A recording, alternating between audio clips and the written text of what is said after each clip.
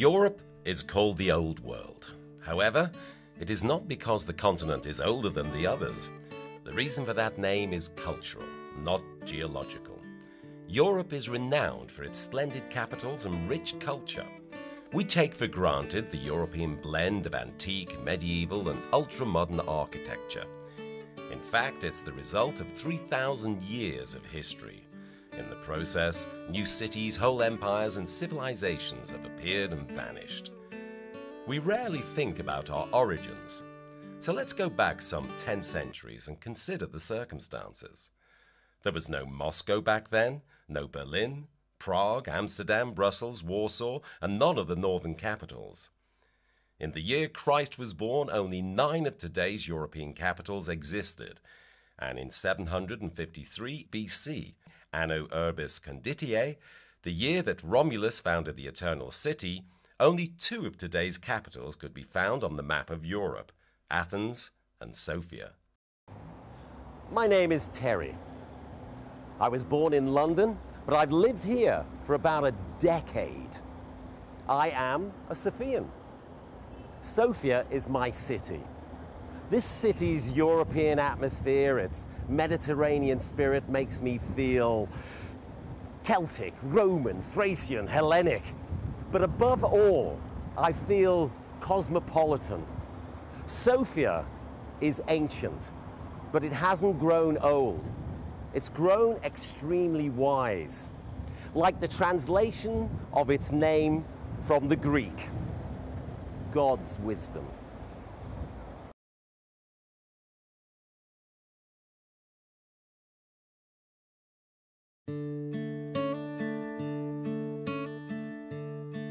I've invited Merete, a friend from Denmark, to visit Sofia. She arrives today. Most foreigners enter Sofia along Brussels Boulevard, which is named after one of the youngest European capitals. Sofia, or Serdica, is only about 1,700 years older than Brussels.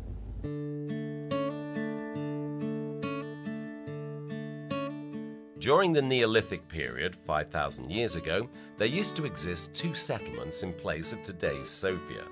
Later, the ancient town of Serdica appeared through the mists of time. In the 4th century BC, the Macedonian army of Philip II conquered Serdica. Later, Alexander the Great governed it as well. We find proof of the city's importance in the fact that Ptolemy mentioned it in his treatises in the 1st century AD.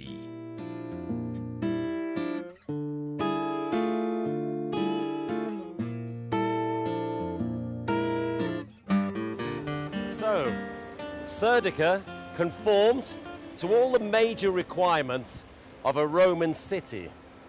What you're looking at here, the Decumanus Maximus, the main east-west road in Serdica. The legions marched along these stones with deadly battles with barbarians, and the Emperor Constantine marched back this way to his palace. I see. You're talking about the Emperor Constantine, who moved the capital of the Roman Empire to Constantinople. He lived here. That's right. Constantine the Great was in love with Serdica. Legend has it that he had the intention to set up the capital here. It's said that he once claimed, "Serdica is my Rome."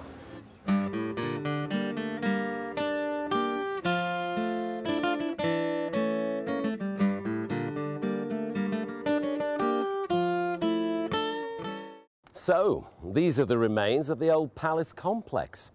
It's also known as the Quarter of Constantine. These strange tiles are actually part of the building's heating system. I mean, we're talking 5th century here, you know, when the Romans were thrown out of London by the hordes of barbarians coming from the east. Let me introduce you to the archaeologist Todor Chobanov. This is Merete. Please, this way.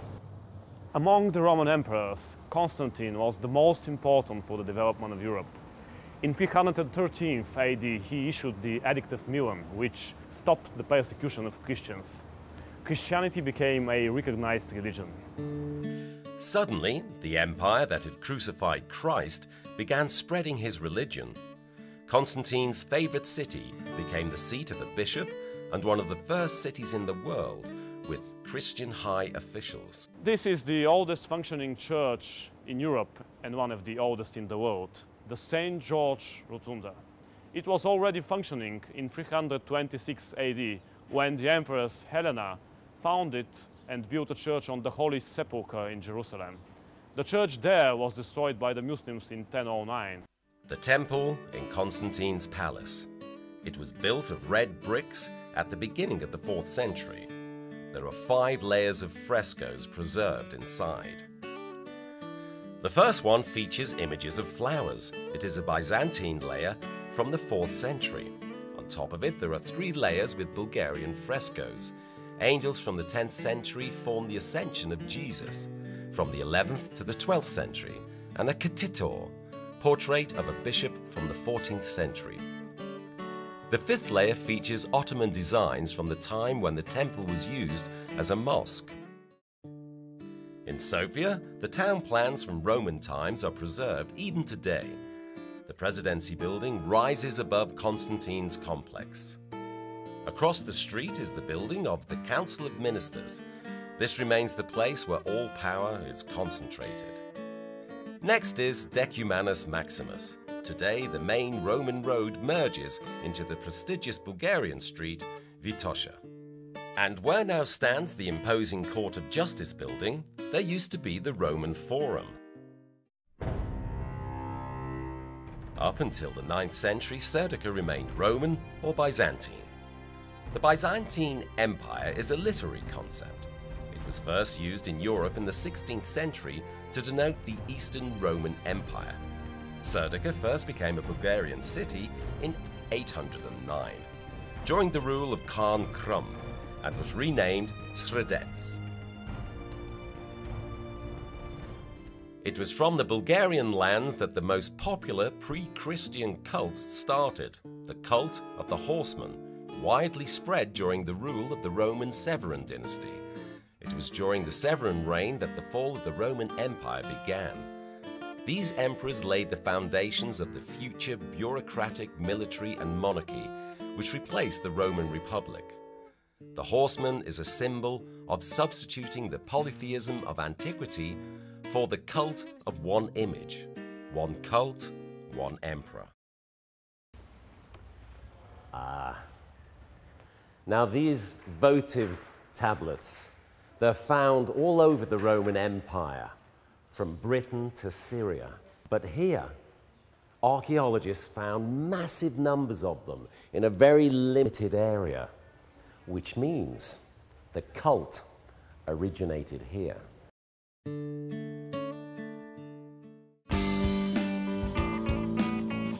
Serdica had enormous importance for the development of Christianity. The St. Sophia Church is one of the most significant temples in the city. The Church of St. Sophia is almost contemporary to the Church of St. George, younger by no more than about 40 years. In fact, bits of mosaic found inside date back to the middle of the 4th century. In 343 AD, 318 bishops convened here during the Serdica Council. For a while, Serdica was the spiritual capital of the world. You know, there are not many places in the world where there are so many saints gathered together. Come on, let me show you.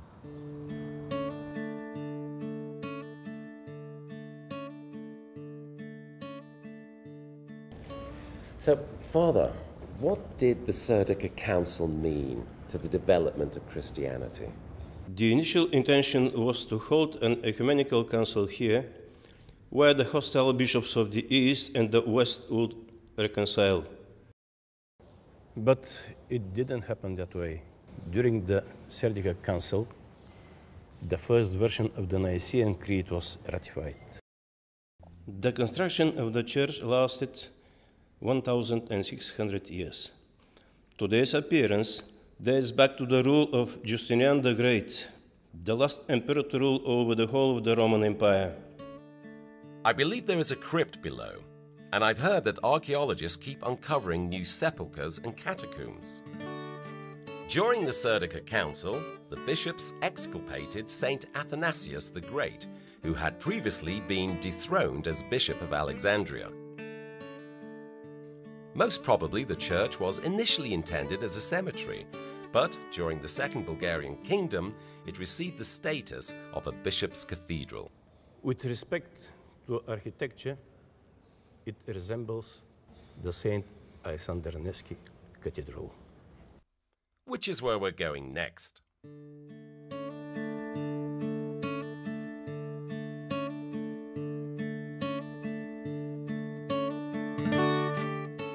The largest Orthodox church on the Balkan Peninsula, St. Alexander Nevsky, is the patriarchal cathedral of the Bulgarians. It was designed by a Russian architect, but it looks nothing like a Russian church. After the liberation of Bulgaria from the Ottoman rule, there was a call in Sofia for the return to the Byzantine legacy. The Nevsky Cathedral was constructed in a Neo-Byzantine style.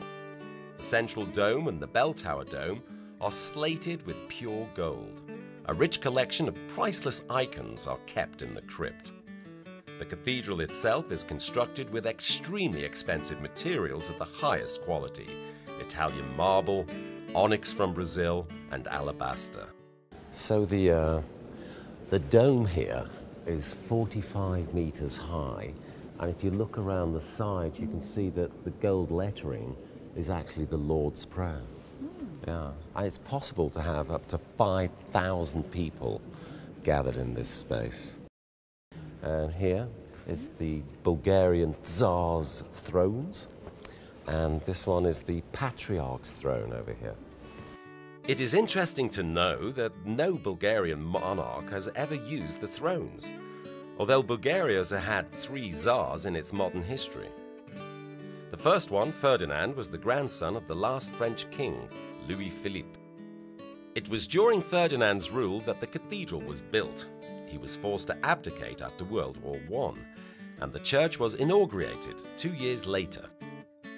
Ferdinand's son, Boris III, would rather stand before the thrones, and the last Bulgarian Tsar, Simeon II, was a minor when the communists forced him out of the country.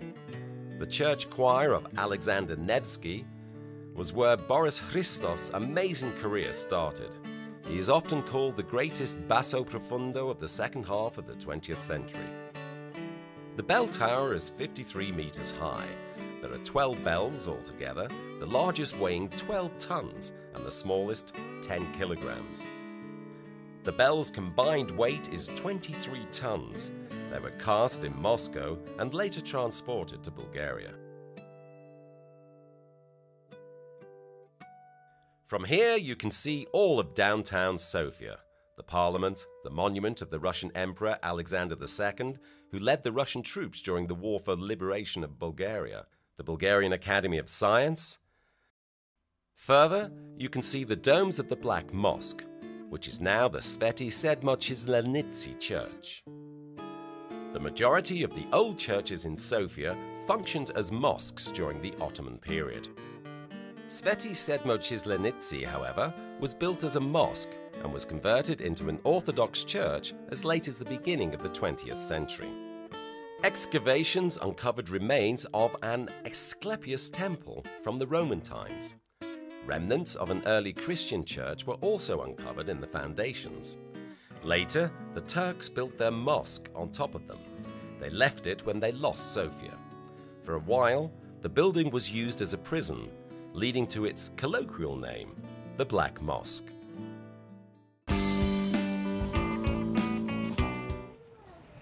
So here, in Bojana Church, there are Bulgaria's most famous frescoes. The church, which is unique in Europe, was constructed at 3 separate stages, in the 10th, 13th and 19th centuries. At different points, it was a family chapel and the tomb of a local ruler. In the 13th century, Sebastokrator Kolian and his wife Desislava expanded the existing church and had it decorated with frescoes. Today you can see their portraits and those of Tsar Constantine Tichy and his wife Irene on the walls of the church.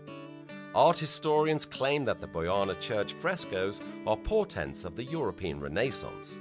They are the first church frescoes in Europe that broke the canon and introduced realism in the depiction of people. They were painted 10 years before the birth of Giotto, the famous pre-Renaissance master.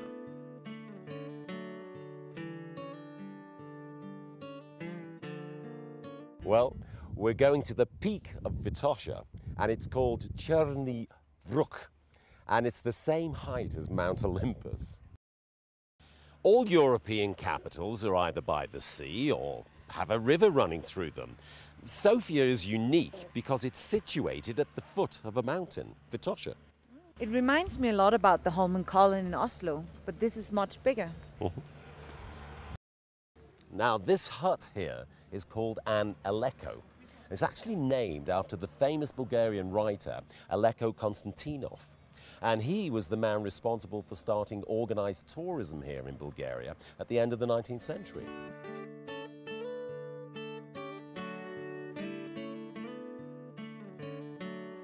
The Alpine style of the hut's architecture is no accident.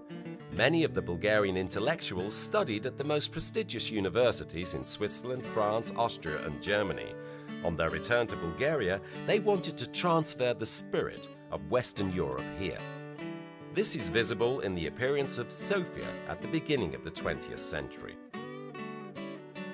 The architects were from Austria, Germany, France and Italy at first, then later Bulgarians.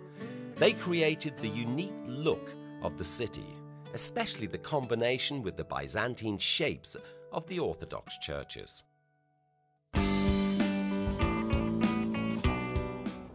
This impressive building was the State Printing House at the beginning of the 19th century. Today, it's the Museum for Foreign Art, and it holds one of the richest collections of traditional Indian work, one of the largest in Europe.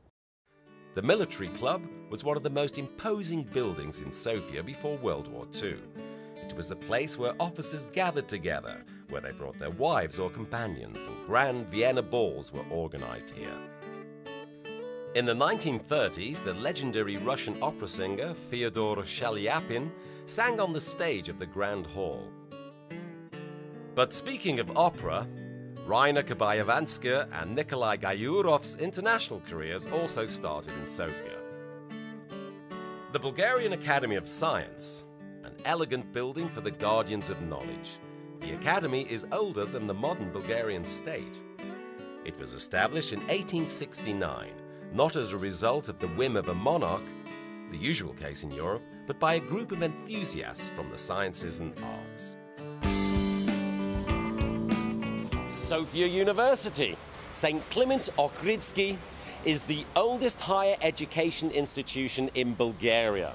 The first professors here were foreigners, mainly Czechs and Austrians, invited here by the Prince Regent Ferdinand. After the October Revolution in Russia, a new wave of professors was invited here, this time mainly white Guard emigrants. The university has always been the center of opposition. The students here were the most vehement anti-monarchists. During the communist era, this was the only place where opponents of the regime congregated and worked. The building was erected thanks to the financial donation of two brothers, whose monuments are seen by the main entrance. Evlogi and Hristo Georgiev were rich merchants, millionaires who lived in Romania.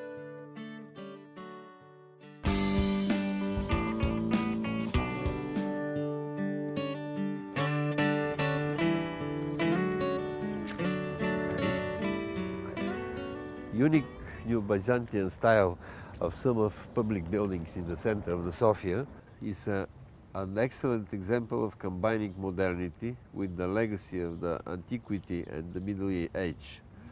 The baths, the market hall, the building of Holy Synod, and Alexandrovska University Hospital is a brilliant example of the revival of architectural tradition. 450 years after the fall of Constantinople, a vanished empire was rebuilt not as political entity, but in spirit. The majority of these buildings were designed by the distinguished Bulgarian architect Petko Momchilov. Only 28 years old, he won a competition against Gustav Eiffel. The project for a bridge in Budapest was later commissioned to Eiffel, but the outcome of the competition was nonetheless an indisputable recognition of the young Bulgarian.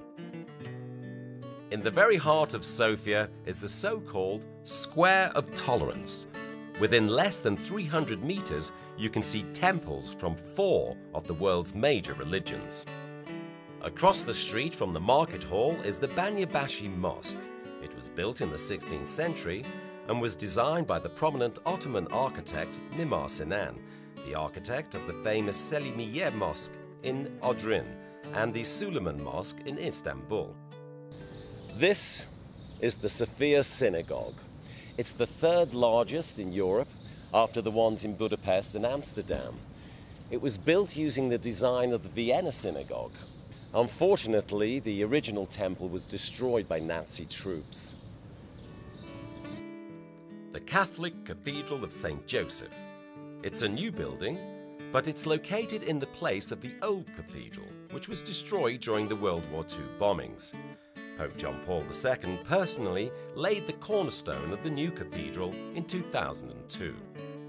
The remains of the canonized Serbian king Stefan Milutin are kept in the Orthodox Sveti Nedelja Church.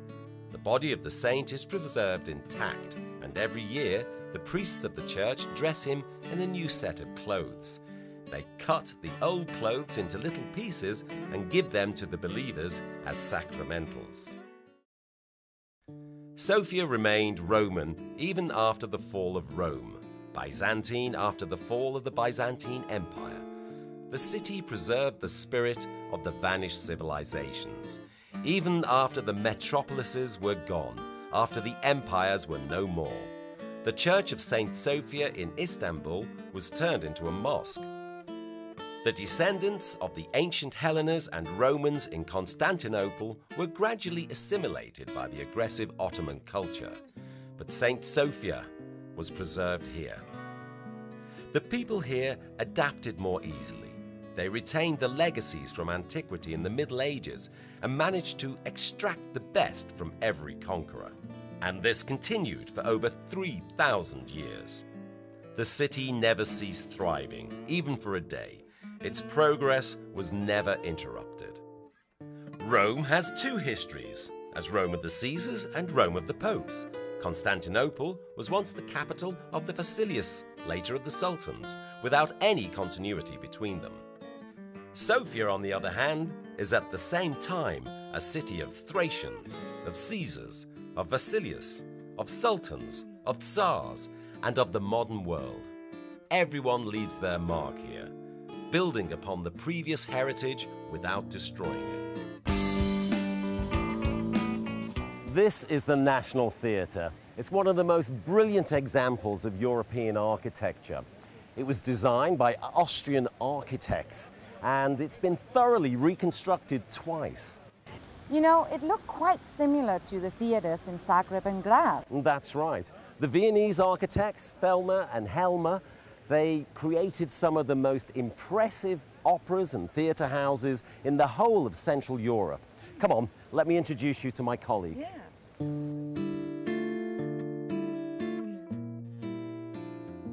There are over 10 theatres in Sofia.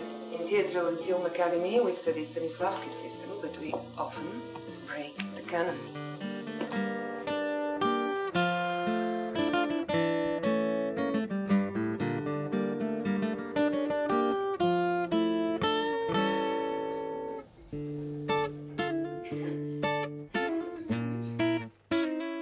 At the inauguration of the National Theatre in 1907, a group of rebellious students booed Prince Ferdinand.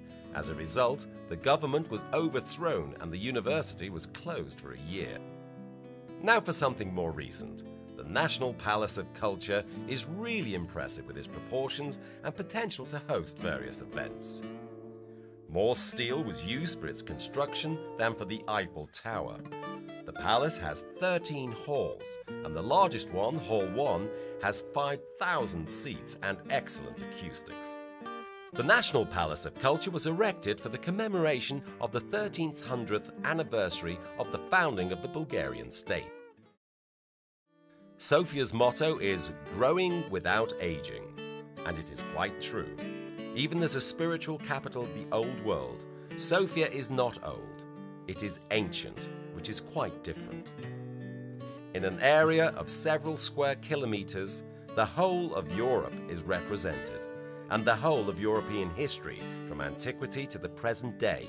In less than an hour, you can experience all the stages of its history. The journey from Rome to Constantinople, which took centuries in time and thousands of kilometers in distance, can be covered in minutes within Sofia. Go ahead and try it.